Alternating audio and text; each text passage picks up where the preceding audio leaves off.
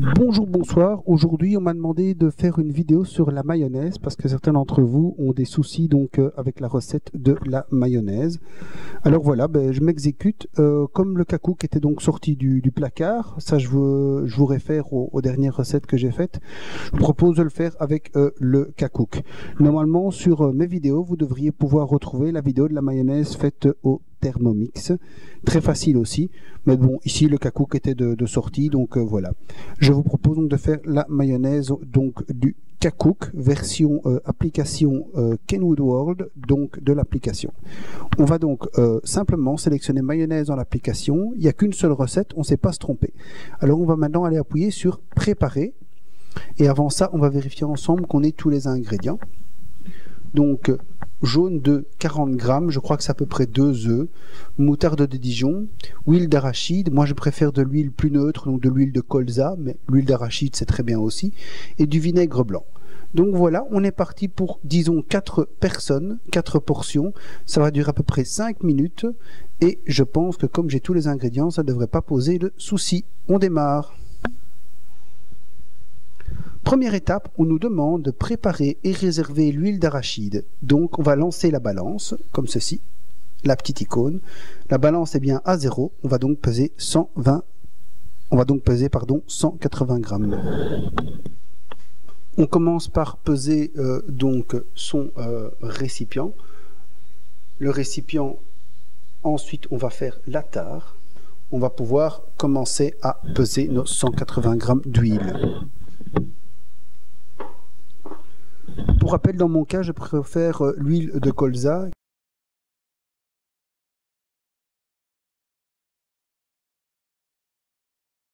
Nous sommes arrivés à 182 grammes, donc pas de problème, on n'est pas à 2 grammes près pour de la mayonnaise. On valide. Ensuite, on nous demande d'installer l'émulsionneur dans le bol du cacouk. Je vais le faire de suite. Une fois fait, il faut installer le bol du cacouk sur le cacouk multi. C'est déjà fait, on valide. On nous demande d'ajouter les jaunes d'œufs séparés à température ambiante. On nous dit x2, donc on va mettre 2 jaunes d'œufs. Ici, assez étonnant, on ne parle plus de grammes, on parle de quantité. Donc on ne dit plus 40 grammes comme au début dans la quantité, donc dans la liste des ingrédients de la recette, mais on nous dit un certain nombre d'unités. Donc ça c'est assez bizarre pour moi, ou bien on parle en grammes, ou bien on parle en quantité. Voilà, c'est assez étonnant. Voilà. Donc moi je vais mettre donc 2 jaunes d'œufs. J'ai séparé les blancs des jaunes, j'ajoute maintenant 2 jaunes d'œufs.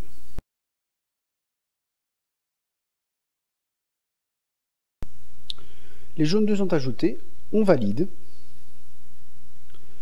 On ajoute la moutarde de Dijon. On nous dit 1 cuillère à café. Alors, à part la moutarde, chez moi, tous les ingrédients sont à température ambiante. C'est vraiment essentiel pour réussir une mayonnaise. Normalement, c'est un conseil que vous allez lire dans la plupart des appareils. Ici, pas. Donc moi je suis les conseils du Thermomix par exemple, où on conseille de tout mettre à température ambiante. Pour la moutarde, j'ai bien pris une moutarde de Dijon parce que j'aime bien une moutarde assez forte.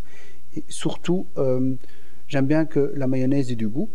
Et par ailleurs, j'ai mis une vraie grosse cuillère à café de moutarde parce que j'aime bien que ma mayonnaise ait du goût.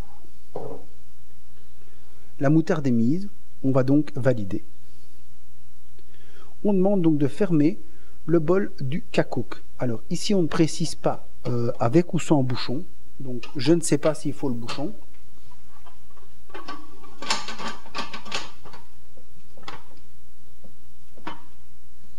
On valide. Et alors maintenant on va pouvoir lancer donc avec le téléphone qui nous sert donc de télécommande dans ce cas-ci, fouetter sans le bouchon. Donc maintenant ça c'est clair, c'est sans le bouchon. On l'enlève. Donc j'ai donc enlevé le bouchon. 2 minutes vitesse 9.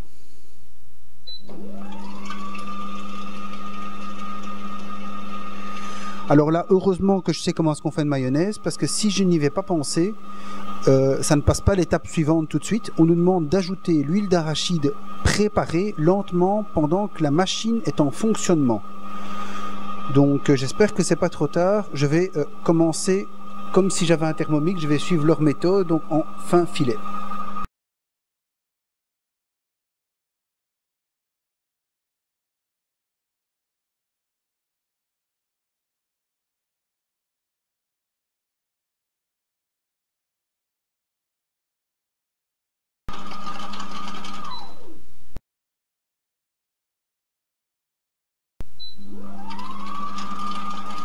Donc là, j'ai pas eu le temps de mettre toute mon huile, donc on m'a proposé de prolonger, donc je prolonge.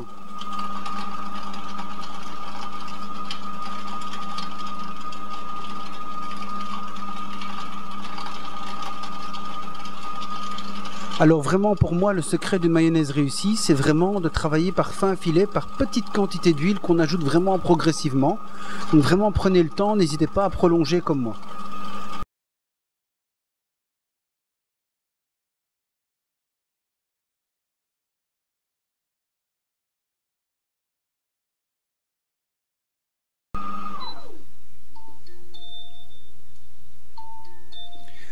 On nous repropose encore une fois de prolonger.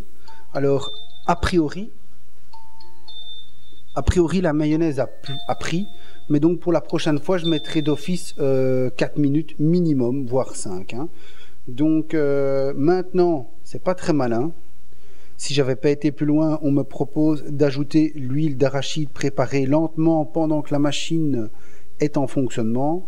Franchement, c'est beaucoup trop tard de le dire. On nous demande d'assaisonner à convenance, donc sel et poivre.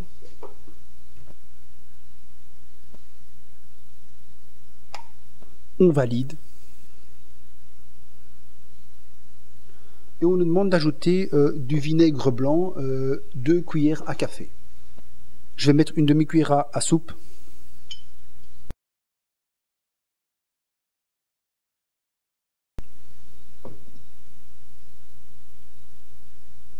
Je valide. Et là, on nous demande de repartir en fouettant, cette fois-ci avec le bouchon, 10 secondes vitesse 12. 10 secondes vitesse 12, on lance.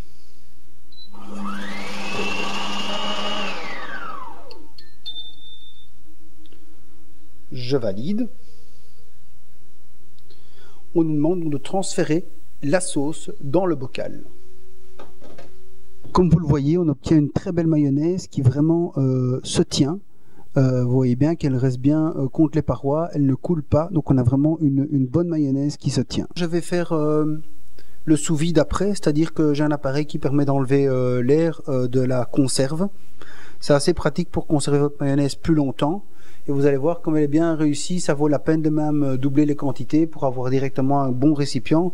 Avec une méthode ou un bon appareil pour faire le sous-vide, vous savez la garder 2 à 3 semaines dans le réfrigérateur et vous avez une mayonnaise vraiment tout à fait artisanale. Voilà, vous voyez, la mayonnaise se tient vraiment très très bien. Donc on a une mayonnaise vraiment bien réussie.